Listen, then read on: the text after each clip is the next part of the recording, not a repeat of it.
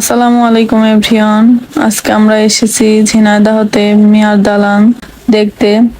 এটি প্রায় পরিত্যক্ত, এখানে কেউ থাকে না বললেই চলে। একটা মামা থাকে একটু দেখভাল করার জন্য। এটা হচ্ছে মিয়ার দালানের ভিতরের অংশ। এখানে রান্নাঘর, গোসলখানা এবং আরেকটি রান্নাঘর। রান্নাঘর দুইটি হওয়ার কারণ কি?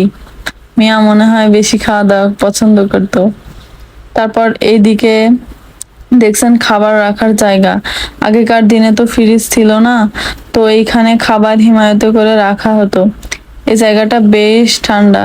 ঠান্ডা হওয়ার কারণেই হয়তোবা এখানে খাবার রাখতো। এর পাশ দিয়েই বয়ে চলেছে একটা নদী। এই যে দেখুন নদী।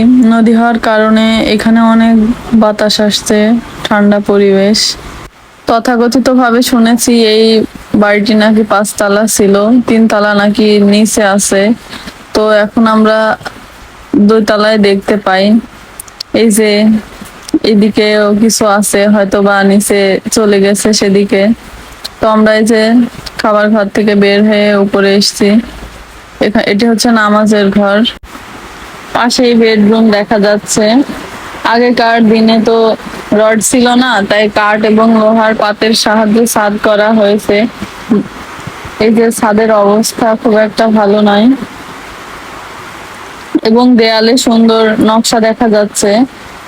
এই বিল্ডিংটি আনুমানিক 200 বছর আগে বা তারও বেশি সময় আগে তৈরি করা হয়েছিল।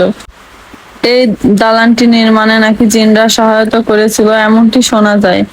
দালানটি প্রায় ধ্বংসের পথে চলে গেছে, দেখতেই পারছেন দেওয়ালে কত বড় বড় ফাটল। ভয় লাগছে কখন জানি ভেঙে পড়ে। যিনি এই বাড়িটি এখন দেখভাল করেন তার একটি ভিডিও আছে ট্রাভেল হান্টার নামে একটি ফেসবুক পেজে।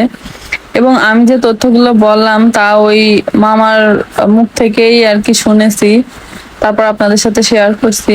তো আপনারা চাইলে ট্রাভেল হান্টার ফেসবুক পেজে গিয়ে ভিডিওটি দেখে আসতে পারেন। মামা সরাসরি নিজে মুখেই গল্পটা বলেছে আর কি, কিভাবে কি হয়েছে।